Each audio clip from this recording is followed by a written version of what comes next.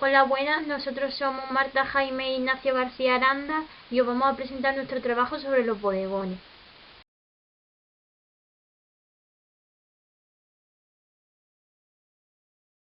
Primero quiero hacer una breve introducción al bodegón, ¿vale? O lo que vulgarmente podemos describir como la representación de objetos típicos de la vida cotidiana.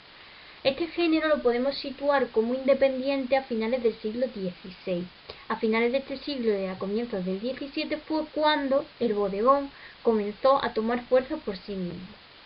Fue en Italia y Flandes donde los pintores tomaron las riendas para crear piezas con un carácter distintivo. En España tuvo sus inicios en los primeros años del Barroco, comenzando con el reinado de Felipe III y teniendo mayor relevancia con los reinados de Felipe IV y Carlos II.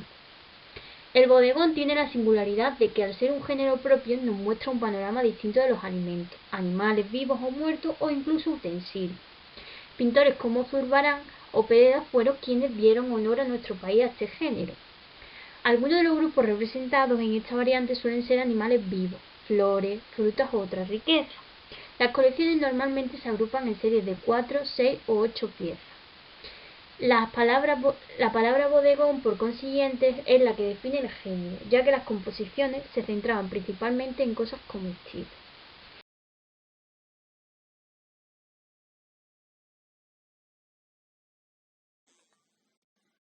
Bueno, y siguiendo con el tema, vamos a hacer una breve introducción hacia la biografía de Goya.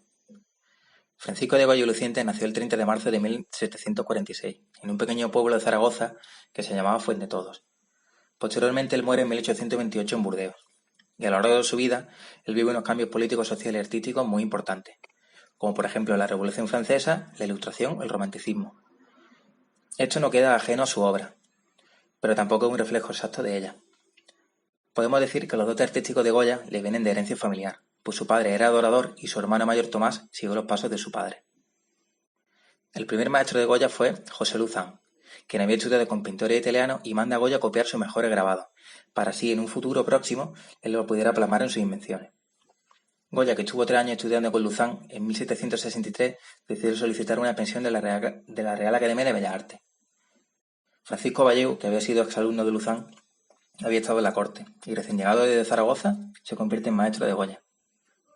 Goya no tuvo mucho éxito en el concurso de 1763 ni en el de 1766, pero de igual manera su maestro Francisco Valleu confía en él y le permite casarse con su hermana, Josefa Valleu, en 1773. Esto le sirve de gran ayuda, pues Mengs, que era pintor de la corte de Carlos III, se fija en su capacidad.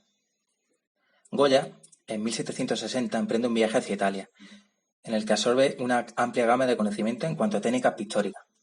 Durante su estancia allí, participa en el concurso de la Academia de Parma, el cual fue un fracaso, pues a los jueces no gustó su colorido, ya que decían que era poco realista.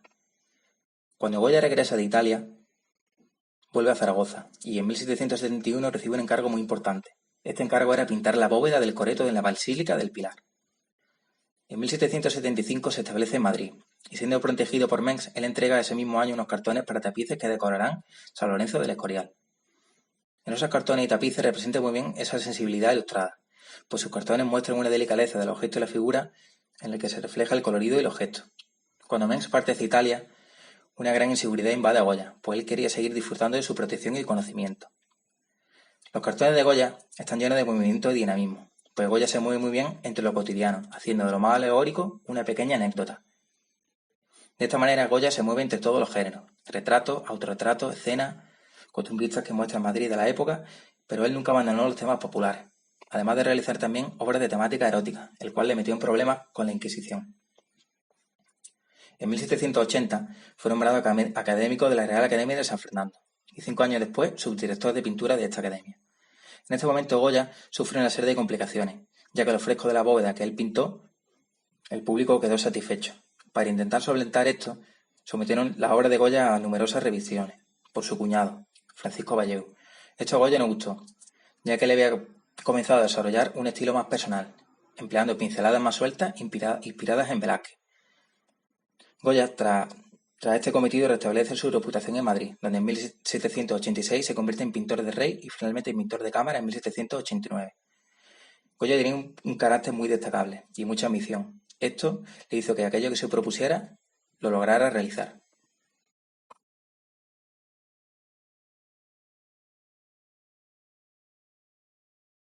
Para poder analizar los bodegones de Goya, primero tenemos que mirar hacia el momento histórico que estaba viviendo España.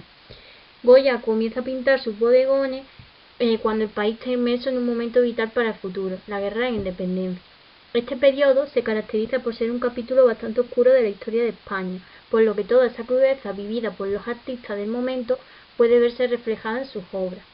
Goya en estos bodegones hace gala de esos momentos difíciles que vive el país y lo refleja principalmente en sus obras, mostrando aves muertas o animales desollados.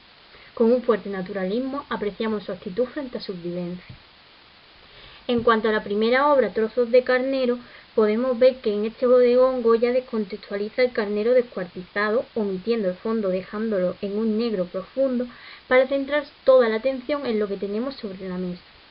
De primera apreciamos que no es una pintura alegre a la vista, sino que Goya ha dejado de lado esos bodegones más vivos y vistosos hechos por otros artistas, en lo que muestra suculentos cuencos con frutas que llenan de colorido la obra.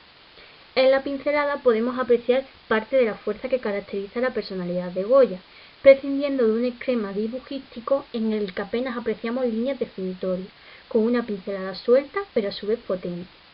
Con apenas 3 colores es capaz de realizar un bodegón que no deja indiferente al espectador, siendo de carácter naturalista e intentando reflejar la realidad lo más parecida posible.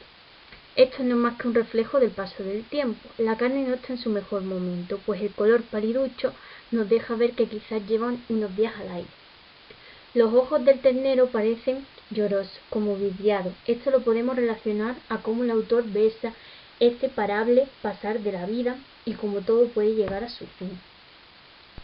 En cuanto al bodegón de aves muertas, podemos ver que hace uso de nuevo de los animales muertos, pero de una manera mucho más sutil. Las aves muertas aparecen tumbadas, como sumidas en un profundo sueño, con omisión total del fondo. Dispone la composición triangular de las aves de tal manera que la atención quede justo en el centro de la obra. Predominan los tonos terrosos, jugando a su vez con el color blanco de la gallina en primer plano, haciendo contraste con el fondo. Este bodegón podemos relacionarlo con el grabado número 22, Tanto y Más. Este grabado corresponde a la serie Los desastres de la guerra. En dicho grabado se aprecian un montón de cadáveres hacinados unos sobre otros, y como lo vemos aquí, las gallinas están amontonadas unas encima de las otras. Esto podemos entenderlo como ese reflejo pesimista que atormenta al autor y una manera de ver cómo la guerra día tras día diezma la población del país.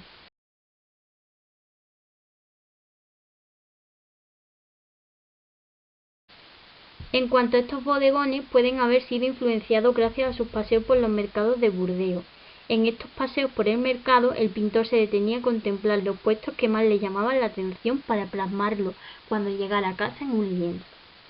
Con respecto al cuadro Pavo Muerto, a nuestra izquierda podemos ver la astucia con la que el pintor realiza el tratamiento de los colores negros. La cabeza del pavo se apoya sobre un cesto de mimbre, destacando la tonalidad de este sobre las demás. En cuanto a Pavo desplumado, a nuestra derecha se pueden ver una gran fuerza expresiva del pintor con respecto a su colorido. La cabeza del pavo descansa sobre una sartén de sardinas, haciendo que nada del cuadro pase desapercibida a la vista del espectador.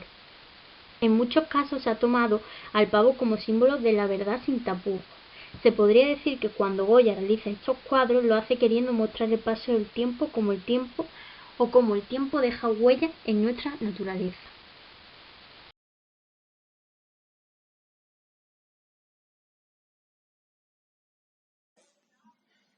Y bueno, andando quizá más en el género bodegón, podemos titular este apartado del bodegón tenebrista al paladar vanguardista y ver una evolución hasta nuestros días.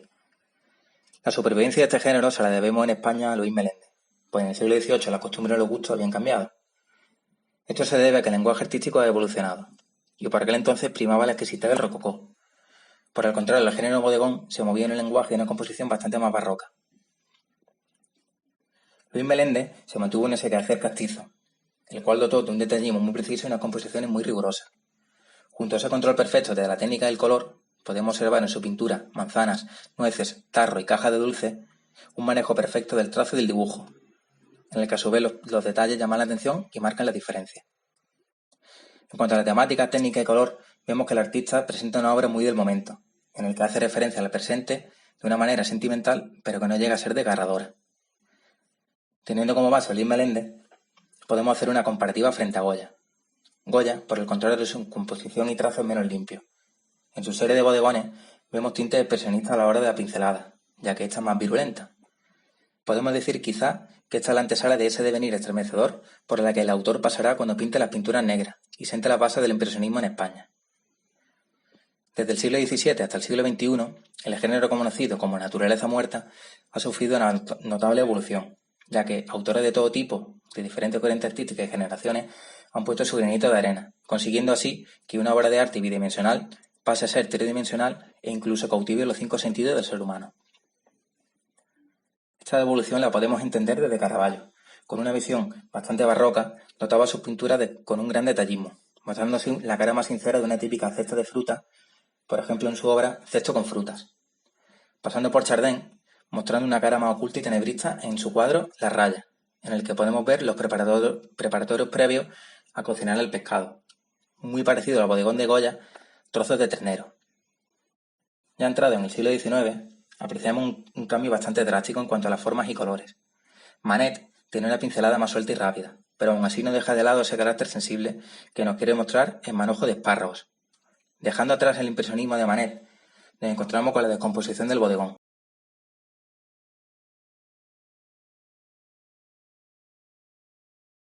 Ha sufrido una notable evolución, ya que autores de todo tipo, de diferentes corrientes artísticas y generaciones, han puesto su granito de arena, consiguiendo así que una obra de arte bidimensional pase a ser tridimensional e incluso cautive los 5 sentidos del ser humano. Esta evolución la podemos entender desde Caravaggio.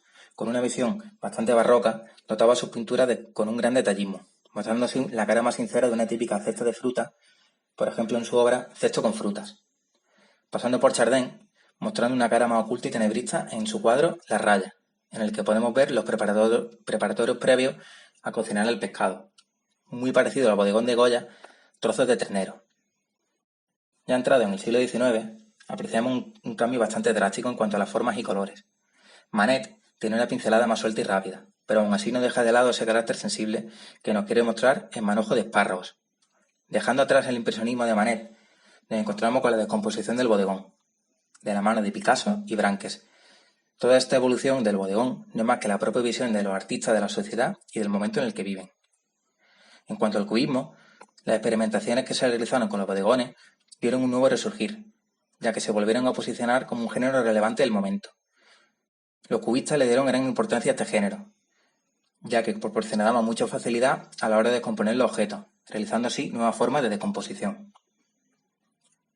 Entrado ya en el siglo XX, Andy Warhol afirma que el arte no es más que el vivo reflejo de la vida cotidiana, y los artistas son quienes tienen la labor de hacerlo.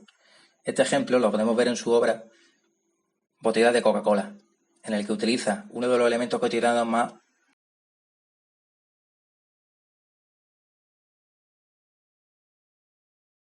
apreciamos un cambio bastante drástico en cuanto a las formas y colores. Manet tiene una pincelada más suelta y rápida, pero aún así no deja de lado ese carácter sensible que nos quiere mostrar en Manojo de espárragos. Dejando atrás el impresionismo de Manet, nos encontramos con la descomposición del bodegón, de la mano de Picasso y Branques. Toda esta evolución del bodegón no es más que la propia visión de los artistas de la sociedad y del momento en el que viven. En cuanto al cubismo, las experimentaciones que se realizaron con los bodegones dieron un nuevo resurgir, ya que se volvieron a posicionar como un género relevante del momento. Los cubistas le dieron gran importancia a este género, ya que proporcionaba mucha facilidad a la hora de descomponer los objetos, realizando así nuevas formas de descomposición. Entrado ya en el siglo XX, Andy Warhol afirma que el arte no es más que el vivo reflejo de la vida cotidiana, y los artistas son quienes tienen la labor de hacerlo. Este ejemplo lo podemos ver en su obra Botellas de Coca-Cola, en el que utiliza uno de los elementos cotidianos más reconocidos en el siglo XX, de la marca Coca-Cola. Con todo esto, apreciamos cómo el arte del bodegón ha evolucionado, de ser representado de forma bidimensional en un lienzo, a ser un objeto tridimensional y tangible. Incluso para ir más allá, la comida a día de hoy se cataloga como arte, en el que se hacen uso de conceptos como el trampantojo, el cual lleva un engaño visual. Esto se lleva a cabo también en el arte culinario. Se usa la comida como una obra artística, el cual trae con el fin el uso de los 5 sentidos por parte del ser humano, para hacer una completa interpretación de la obra. Un ejemplo muy claro lo tenemos de la mano de Francis Paniego, quien en una lata de caviar introduce unas esferificaciones de vino, simulando así caviar auténtico. Esto nos puede recordar a Piero Manzoni y su mira de artista.